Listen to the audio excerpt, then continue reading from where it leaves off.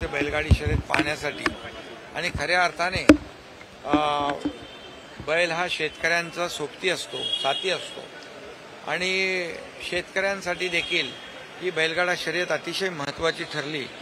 मोठ्या प्रमाणावर त्या ठिकाणी फॉर्च्युनर, त्याचबरोबर थार गाडी, ट्रॅक्टर, टू व्हीलर अशी मोठी बक्षिसं त्या ठिकाणी लावली होती आणि एक शेतकरी 10-15 लाख रुपये त्याच्यावर कर्ज होतं, तो फॉर्च्युनर जिंकला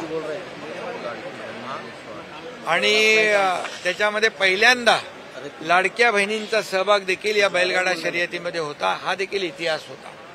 श्वानांची शर्यत होती, म्हणजे बैल हा आपला शेतकऱ्यांचा मित्र आणि श्वान हा शेतकऱ्यांचा प्रामाणिक मित्र, अशा शर्यती त्या ठिकाणी रंगल्या होत्या आणि चंद्रहार पाटील यांनी अतिशय उत्तम आयोजन त्याचं केलं त्याबद्दल। आणि आज बक्षीस समारंभ होता।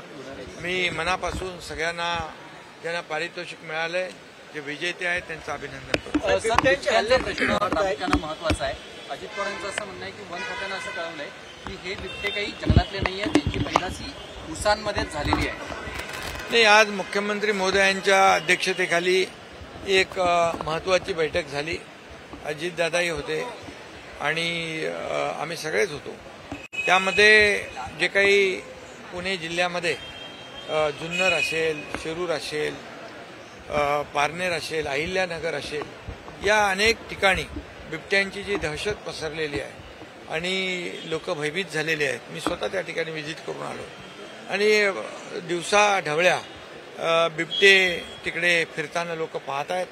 त्यामुळे आजची बैठक अतिशय महत्त्वाची होती आणि त्यामध्ये जो बिबट्या गावठाणाकडे, घराकडे, या ठिकाणी शेतीकडे येतो आणि त्याला तात्काळ जेरबंद करण्याचा निर्णय झालेला आहे। ट्रँग्युलाइज करणं आणि त्याला जेरबंद करणं, यासाठी निवारा केंद्र वाढवणं हाही निर्णय झालेला आहे। त्याचबरोबर जो नरभक्षक आहे त्याला, नरभक्षक बिबट्याला दिसताक्षणी गोळ्या घालण्याचाही निर्णय झालेला आहे आणि कुठल्याही परिस्थितीमध्ये माणसाचे जीव वाचले पाहिजे। तिथल्या लहान मुलांमध्ये एक भीतीचं वातावरण झालंय, पालकांमध्ये भीतीचं वातावरण निर्माण झालंय आणि म्हणून मोठ्या प्रमाणावर पेट्रोलिंग, पोलीस डिपार्टमेंट आणि फॉरेस्ट अशा प्रकारचे वन खात्याचे टीम आणि पोलीस या सगळ्यांनी गस्त वाढवणे, पेट्रोलिंग करणे, त्याचबरोबर या बिबट्यांचा जो काही वावर आहे तो कमी करणे, अशा प्रकारचे निर्णय त्या ठिकाणी झाले। त्याचबरोबर पिंजरे मोठ्या प्रमाणामध्ये त्या ठिकाणी उपलब्ध करून देणे हे देखील झालंय आणि रेस्क्यू सेंटर जे आहे ते वाढवणं, याच्यावर देखील निर्णय झालेला आहे। आणि मला वाटतं की ही जी काही टीम आहे, फॉरेस्टची टीम, त्याला बेशुद्ध करण्याचं, ट्रँग्युलाइज करण्याचं जी काही प्रक्रिया आहे, यासाठी देखील मोठ्या प्रमाणावर मॅन पॉवर आणि जी काही यंत्रणा आहे ती उभी करण्याचा निर्णय झालेला आहे।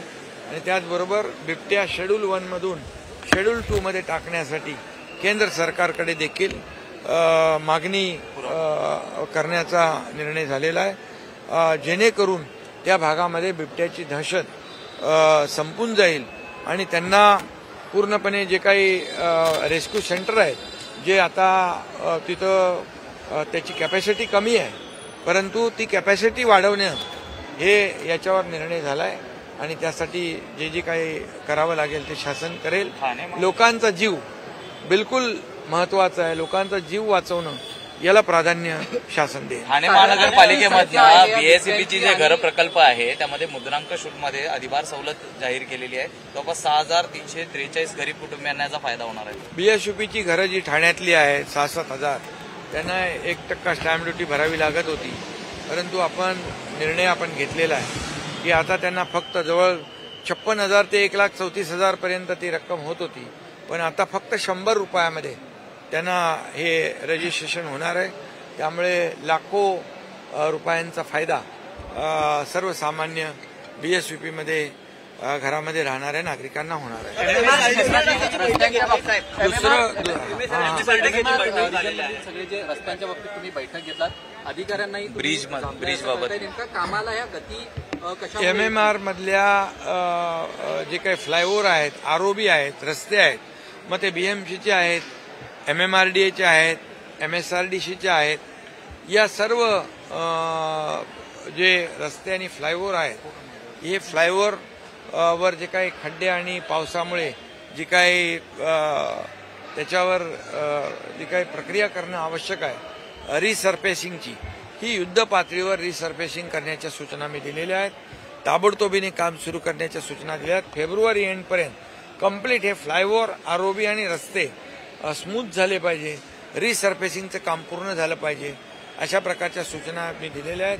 आणि त्यामध्ये एक मॉनिटरिंग सिस्टीम, एक कक्ष देखील या ठिकाणी नगर विकास विभागाच्या माध्यमातून याच्यावर देखरेख करेल आणि क्वालिटीचं काम या ठिकाणी होईल आणि लोकांना त्याचा फायदा होईल. बाबा सिद्दीकी प्रकरणातील आरोपी अनमोल बिश्नोईला आणलं जात आहे भारतात.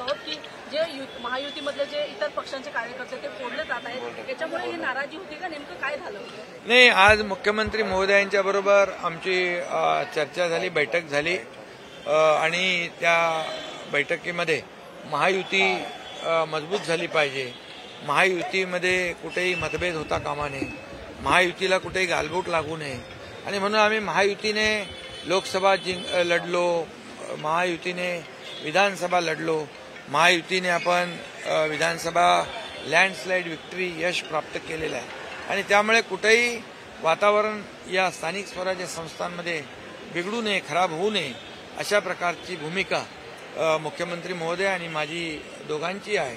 आणि त्यामुळे यामध्ये मुख्यमंत्री महोदयांनी देखील सांगितलेलं आहे की आता जे इंटरनल जे प्रवेश आहेत, शिवसेना भाजप, भाजप शिवसेना किंवा महायुती, हे कुठल्याही परिस्थितीमध्ये घेतले जाऊ नये.